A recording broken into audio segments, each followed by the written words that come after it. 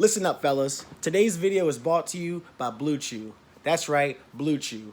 Fellas, having a hard time getting hard? Having a hard time satisfying your lady?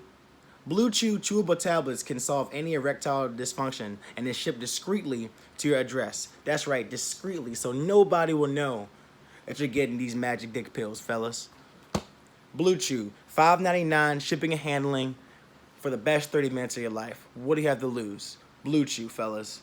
Look it up at www.bluechew.com and put in the code name Keep Talkin. That's KEEP Talkin with a little apostrophe right there. Put in the code, you get 25% off. Haven't really been on the video long, guys, but we're back at it with another episode of Keep Talkin. And today we're diving into a whole lot of issues that I've been meaning to get around to for a while. We're talking about pop culture. We're talking about J. Cole, Kendrick Lamar's new album. We're talking about Drake's album that just came out recently. In my segment, The World Around Us, we're going to talk about the supply chain issues, the trucker shortage, and what China's role in the global economy is playing out and how it's breaking down the supply chain. Then we're going to touch on climate change for a little bit. You know, we got these storms coming up that are supposed to be once in a century, and now they're happening once every few months. And, I'm going to finish up later on tonight, giving some shout-outs to some of my local artists, and I'm going to give you guys some good songs and links. I'm going to drop them down below here in the description for you guys to find out who these guys are, because they got some good talent around here. So, I want some thoughts on Drake's album. Personally, I thought it was a great bridge album to his next one. It kind of reminded me a lot of Views, kind of reminded me a lot of Scorpion as well. The opening track, Champagne Poetry, was like a work of art. Personally, I thought that maybe 7 a.m. and Bridle Path should have been the first track, but he carried it up pretty well with the track list. Drake's gotten to this certain level now where it seems that his talent is starting to supersede his celebrity status, in which that anything he puts out will be a hit. I famously said to some of my friends and whatnot that Drake could come out with a song that said la la la, and if they put a hard enough beat behind it, everybody would be riding around saying la la la. That's just the kind of clout he has, The album did great in sales so far, and with very minimal features, the features that were on there definitely hit. I think that 21 Savage getting Project Pat on some of these songs, some people didn't even know who he was. A lot of these younger guys thought he was Juicy J.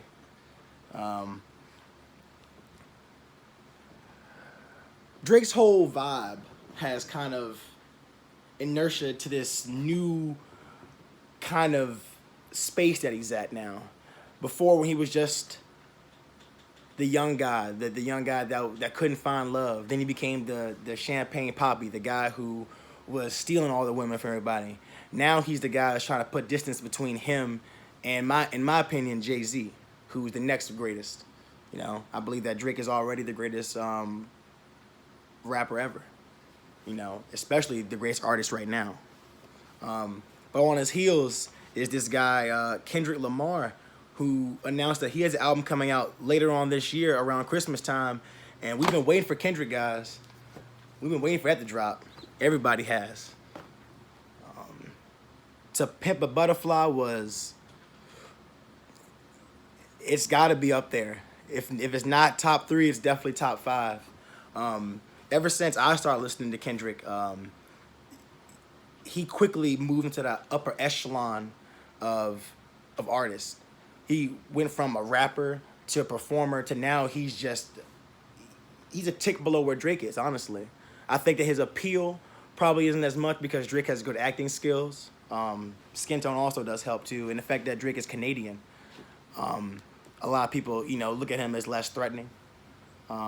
Kendrick does stand for a lot of things that a lot of people in America right now say they stand for, but it's mostly just a front. They say that the track listing is going to be about 24 songs. I'm interested to see how many people he's going to have on it. And I'm pretty sure J-Rock is going to have TDE. He's going to have his guys on there. Will be interesting to see if he has Drake on there or not.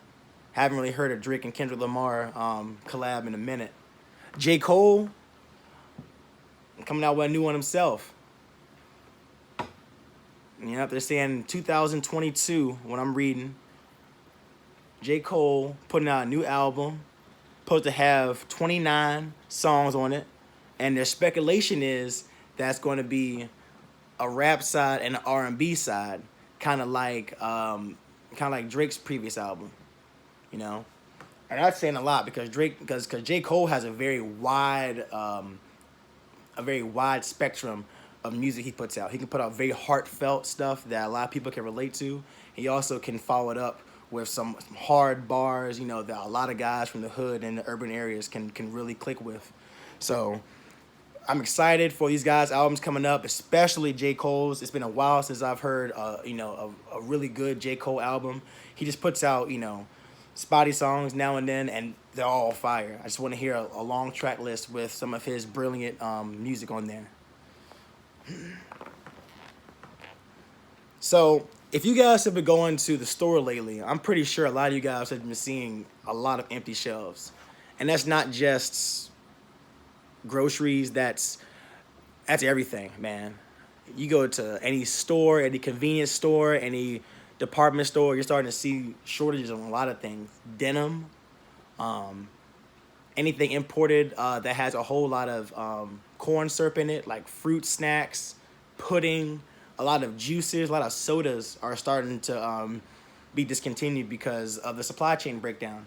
So for a lot of you guys who are not familiar with this supply chain stuff, I'm going to give you guys a little refresher on it. But before we go on anymore, drop a like, hit subscribe on this video. I'm trying to get to 1,000 subscribers.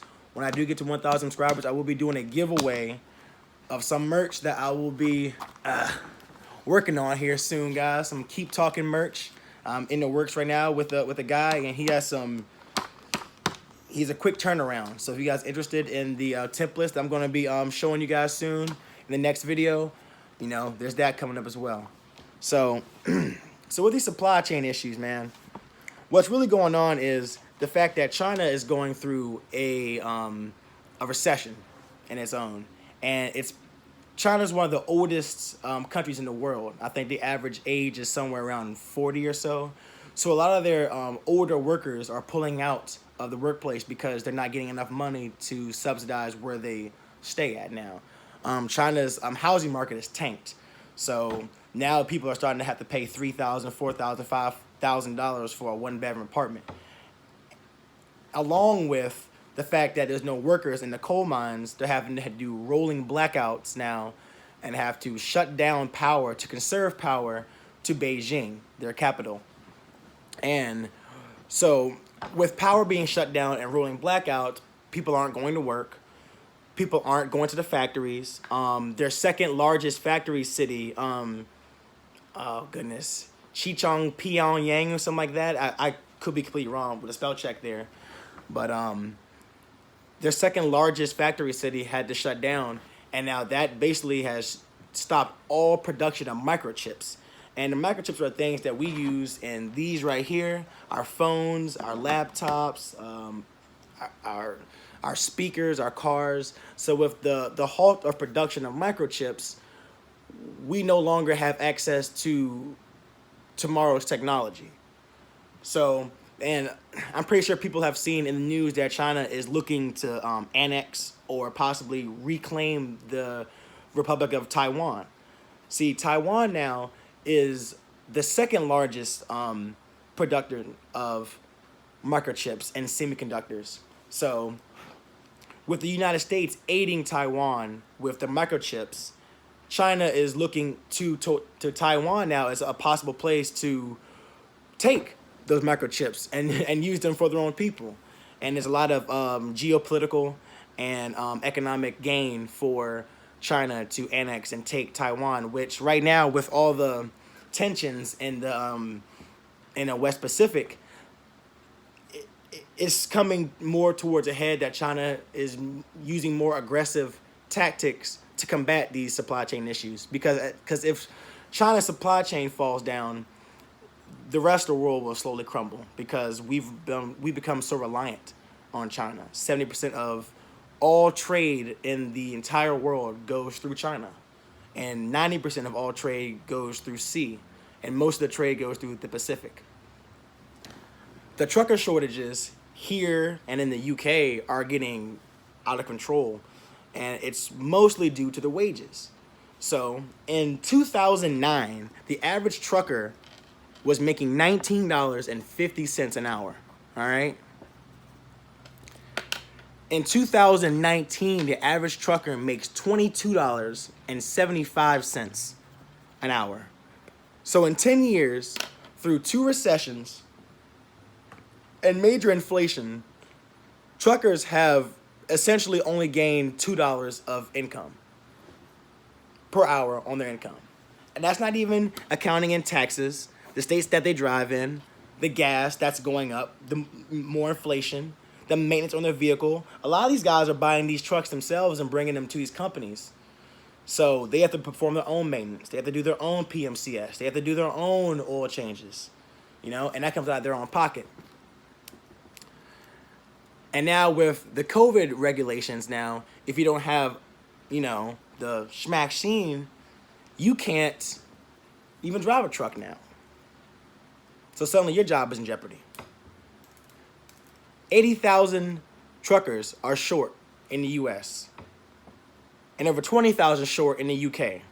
The U.K. is also experiencing a great gas shortage. They have to use the military to mobilize gas and petrol over there in their region. And it's quite, ever since England broke away from Brexit, they've been feeling the effects of not having foreign drivers in their country. And I believe that that's something that Boris Johnson will come to regret.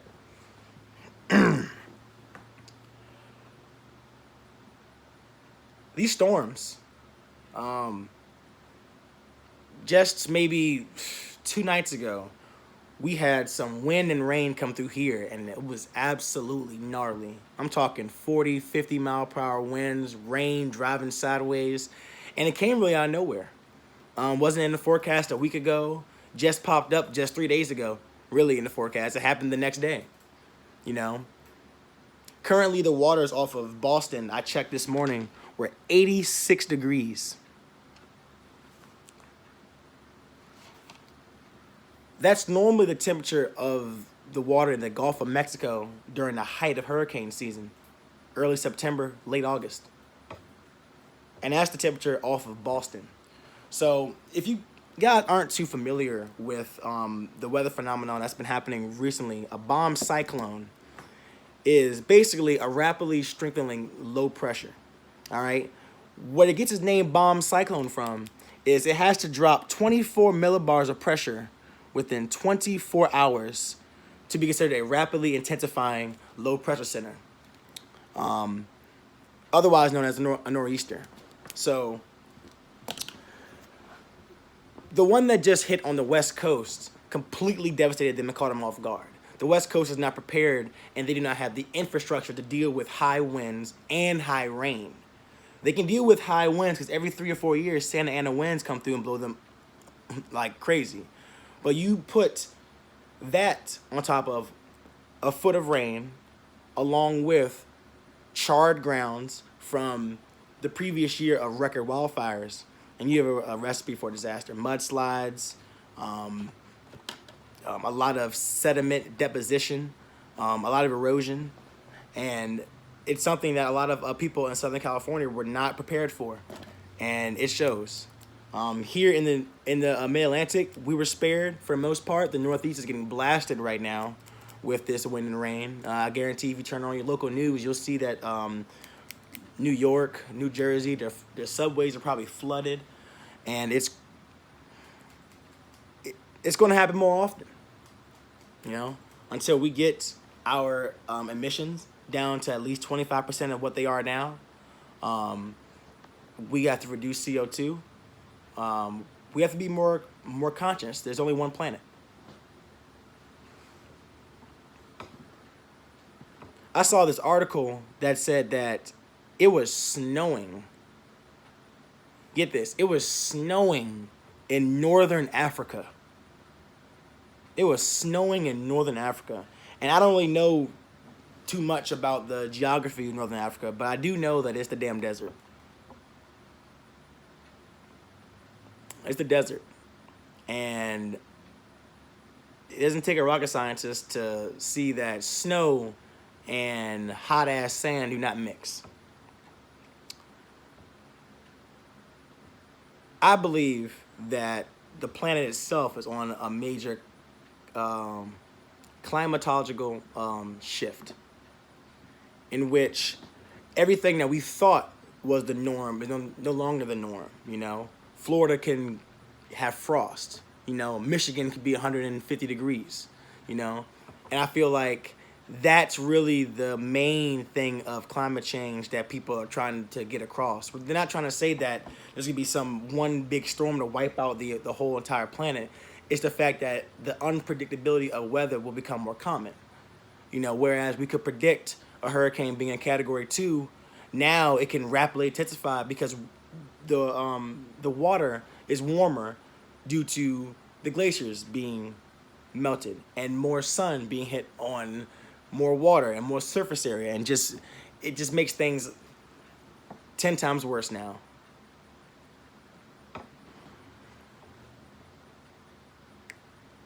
Where I live at out here, Eastern Virginia, we have a lot of talent. We have a lot of great athletes. Some of the best athletes in the world have come from this area.